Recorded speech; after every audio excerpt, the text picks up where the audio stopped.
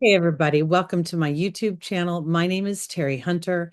I'm an intuitive astrologer, and I'm here today to talk about the moon's nodes shifting from the Libra Aries axis to the Pisces Virgo axis. This is going to take place on January 12th, 2025. It may be the 11th for you, depending upon where you are in the world. I am in the Pacific time zone. Um, I believe that the nodes are, and the moon itself is probably the most important and influential dynamic to us humans. We are emotional creatures. We are not ruled by our minds as much as we'd like to think we are. Our minds and our thoughts are products of our emotional body. The moon's nodes represent karmic points, where the south node represents something familiar, familiar beliefs, habitual patterns of behavior that's imprinted upon the soul. It's almost as if it's a muscle memory. It's so familiar, it's a default. The north node is something we're stretching in this lifetime to experience. It's a point of consciousness that the soul is wanting to, I want to use the word experience, but it goes a little bit deeper than that. It's almost as if it's integrating a new dynamic within its imprint so that it can take that North Node dynamic and bring it in subsequent lifetimes as reward, like a tool. So here, when we see the nodes going from the Aries, the self, and Libra, the partnership access, those are just key words. Now we're moving back into this very sort of a dynamic where Pisces represents naturally the 12th house, where we leave the physical and transcend back into the spiritual. And the opposite is where we're in the Virgo energy, which is extremely earthbound, where it is of service to the earth plane, where things are thought through, where processes, where perfection is expected, or at least strived for. The Pisces Virgo axis can be considered also an axis of suffering in some way, because it's where the soul, when it comes into the Virgo energy, first experiences illness, physical illness. Now, this is when I say that, I mean, it's possible to have illness in your family early on, but when we look at the houses as the soul walking through experiences, in the first house, it discovers the self. In the second house, it discovers the skills and the voice. In the third house, it discovers itself in community. In the fourth house, we are integrated into our intuitions, our maternal experience, our country's traditions. Fifth house is our personal creativity and our high school years. Sixth house, we go into the workforce. We go into a place where our everyday activities are focused on the physical, making sure there's a roof over our head, there's, food on the table, that we are feeling a sense of thriving. So now we have Pisces, which is this very meditative, very in many ways, it's very imaginative and creative and fanciful and very empathetic and compassionate. And this is what we're striving for now with the North Node going through this house. We are striving as a human community to be more compassionate to ourselves and to others, to allow our creative influences and our creative inspirations to be birthed into the physical plane, where we are being tasked on some way to be egoless, as the South Node wants to erode any rigidity or any too much focus on the physical that doesn't allow the emotional to give birth to dreams and to playtime and to fun. There is in the Virgo energy in its most challenging dynamic. And when we look at the South Node, we really are addressing the most challenging dynamics of the sign that it's in. So here we're going to look at self-criticism, perfectionism, nervousness, feeling a sense of duty beyond our own pleasure and comfort. There can be a dynamic where if we don't compartmentalize and understand what something means to us with our physical senses, then we can't enjoy it. That's the Virgo energy. It kind of can cause a little bit of challenges within the digestive issues or within the stomach area, because Virgo wants to see it, it wants to smell it, it wants to taste it, it wants to process it, it wants to analyze it, it wants to perfect it within the physical measure. Now, the North Node in Pisces is stretching to see God's divine wisdom within disruption. When we look at the sign of Pisces, there are some very challenging dynamics within it. We see mental illness. We see places where humans are compartmentalized and stored away, like orphanages, foster homes, prisons, mental hospital and wards, psych wards and crazy, what do they call those? Mental institutions, I guess. All right. So what we're seeing is that these two signs, Virgo and Pisces, while they appear to be polarizing to one another, they actually complement one another when we take the creative dynamics of Pisces, when we take the understanding that we are souls having a physical experience, and those souls that experience tremendous challenge could very well be serving the divine, serving God as they compel others into and inspire others into compassion and empathy and creativity. So this next year and a half, as we experience the nodes as a global community, we will be sort of on a soul level asked to look at where we've imposed restrictions upon ourselves, where we've enslaved ourselves to, working for the weekend, keeping jobs that we hate, keeping daily routines that don't serve our creativity or our connection with the divine. We have an opportunity with the North Node in Pisces to see where we have a tendency to escape. And that's not just through drugs and alcohol. It could be sometimes where the compassion of Pisces can be so compassionate that it allows the individual to be almost invisible to whatever the focus of that compassion is. So there's a little bit of stepping up that gets to be fostered within that Pisces energy over the next year and a half. The last time the nodes were in, the North Node was in Pisces and the South Node was in Virgo, was in 2006, June 2006 to December 2007. I believe that what we've experienced over the last year and a half, with the North Node being in Aries and the South Node being in Libra, was an opportunity to be egoless to other people's opinions of what brings me peace and harmony and a sense of balance and fairness. We oftentimes compartmentalize that Libra into just marriage partnerships. And to me, it's very much a partnership with the self that then is taken into the marriage partnership. We are continuing this journey as the South Node goes into Virgo and says, where have you enslaved yourself that doesn't bring you peace, harmony, a sense of fairness and justice? And are you willing, as you were experiencing the North Node in Aries and rediscovering the self, being brave, looking at where angers and resentment have held you back, and now using that information as a tool for wisdom, and then kicking that into the Piscean creative energy that allows you to expand. I also want to offer this, because as the North Node traverses through Pisces, it will trine the Cancer energy. And while it trines the Cancer energy, it will be trining Jupiter moving through Cancer starting in June of 2025 for the next year. This could be insanely wonderful, but it's going to take intention and consciousness, meaning I'm going to have to intend to birth something that is of my heart, of my spirit, of my soul, regardless of what humans or other people think about it. The other thing that's happening is Saturn is still going through Pisces for a little while longer before it enters Aries.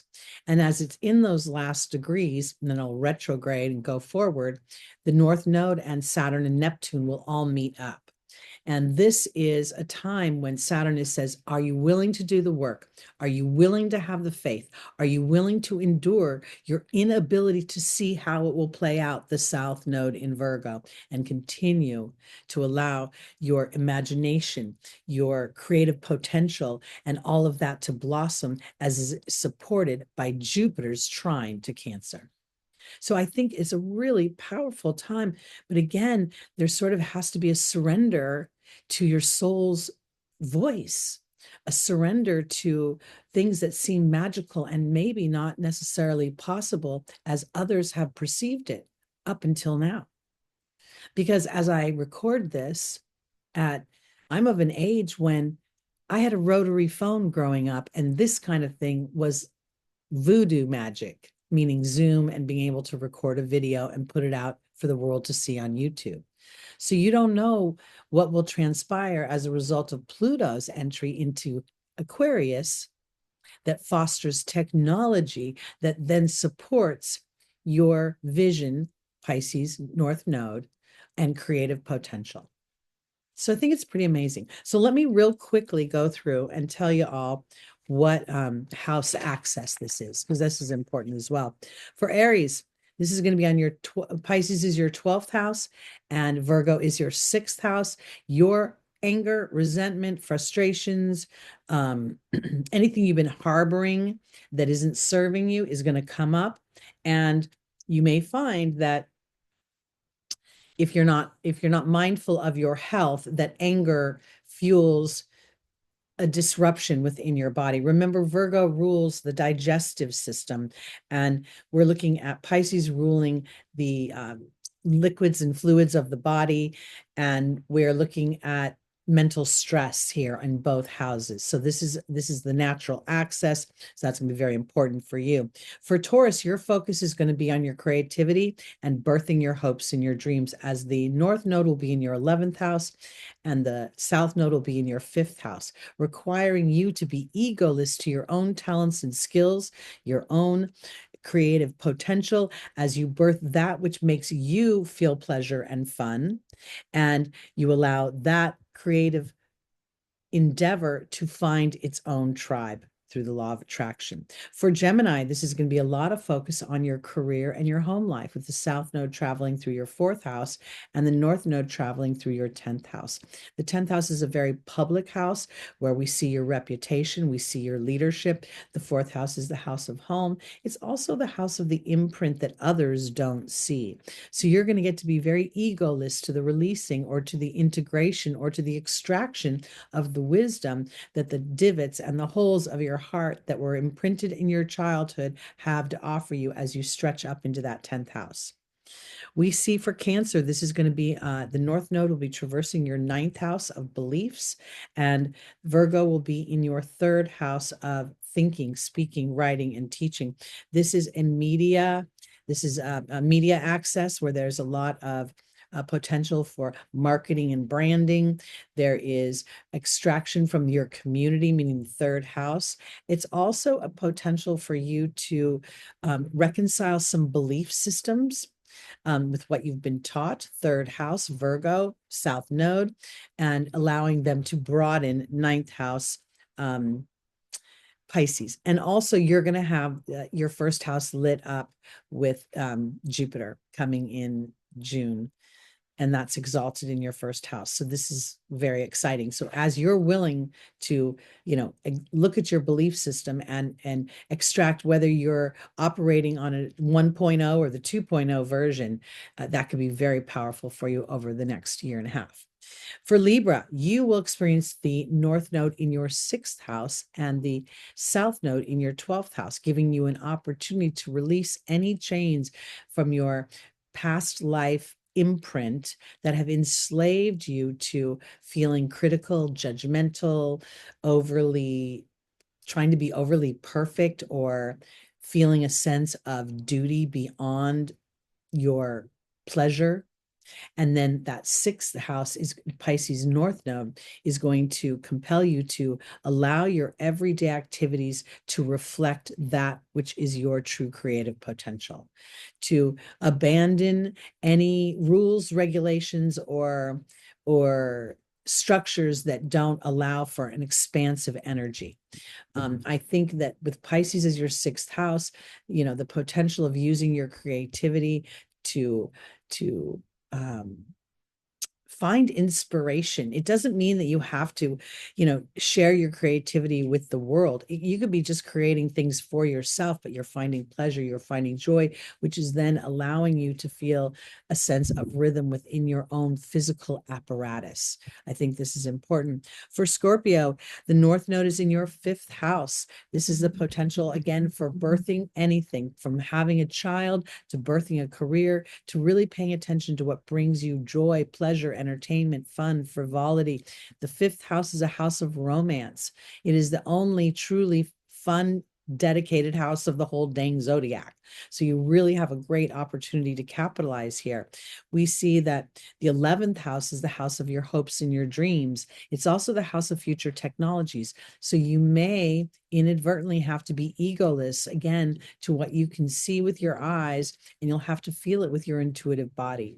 It's tough for the fixed signs sometimes because they vacillate between wanting to trust their instincts and then wanting immediate results to validate those instincts. You may not get them with the South Node in Virgo. Okay. So for Sagittarius, the North Node will be in your fourth house of home. So, designing your dream home, designing where you want to live, starting to really allow that to blossom and to grow and to engaging your guides, your angels, God, everyone, your team, praying, thanking God for bringing you the resources for whatever you want that makes you feel a sense of connection and tribe and trusting your intuitiveness. The fourth house is where the moon resides, and that is very intuitive. You are in the South Node is in your 10th house of Virgo, where you will be a little bit tasked to be egoless to the opinions of others, while your transformation is very visible to them. And again, I think this is where you can be very inspirational, because as you follow your true north, you actually give people of a Virgonian energy, an earth energy, those that are more physically inclined to believe through their eyes and through their senses, an opportunity to stretch beyond that. For Capricorn, Pisces is in your third house and Virgo is your ninth house. This is going to give you, I said Capricorn, yeah, Pisces is your third house, going to give you an opportunity to implement all the concepts that Pluto did when it moved through your first house, breaking down all those fears, all those limiting thoughts, and now being able to apply your connection with the divine to manifest in the material world. And that is going to be evidenced by the South Node in your ninth house, as you are egoless to the physical appearance of anything until you've done the emotional and spiritual exercises and practice that you are so good at to focus and intend. Because we're looking at the third, ninth house axis. We're using the mind as a tool for the divine. Aquarius, we're looking at your second and eighth house axis. Pisces is your second house. Virgo is your eighth house. This is going to task you to be an individual in your second house, to use your creative connections, meaning literally your creativity, your inspirations, your meditations, your vision boards, your prayer work, all the connections you have to the divine, to hone your skills and to make money through those skills, as you are egoless to other people validating your skills. And I mean it like this. The eighth house is a money house in the sense of it rules big finance, banking, this or that. If you have a project and you go to get investors for it and they don't see your vision, that doesn't mean you give up on the vision. That means you find another investor. That's what that kind of looks like. So that could be a process. Okay, and finally, Pisces, this is your first and seventh house. You're going to completely want to rewrite yourself from the truth of who you are, a compassionate, creative, empathetic, divinely connected, inspired being. And you're going to want to sit in that energy in whatever is authentic to your true heart. And you're going to get to be egoless to the partnerships that you have created and potentially how they view your processes. I want to put it that way. When we have a seventh house of Virgo, we're looking at duty in relationship. Okay, we're looking at being of service in relationship, and inadvertently the Pisces could feel such the pull from that energy that it dumbs down the self. So this is where you're egoless to that dynamic. It's not about not enjoying a relationship, seventh house energy. It's about making sure that the first house is as strongly represented as the seventh house. Okay, that's just in brief. We'll talk more about the nodes over the next year and a half as they make aspects to the planets. But I wanted to give you a little heads up so you could be prepared and start those connections and those conversations with your team. Because whether you not, they're there, they are there. And they are there to support you, and they're waiting for your instruction. Because it's not their job to pick for you. You're the creator here. They're just your sous chef. All right, everybody, like, subscribe, share, come back for more content. And I'll see you soon.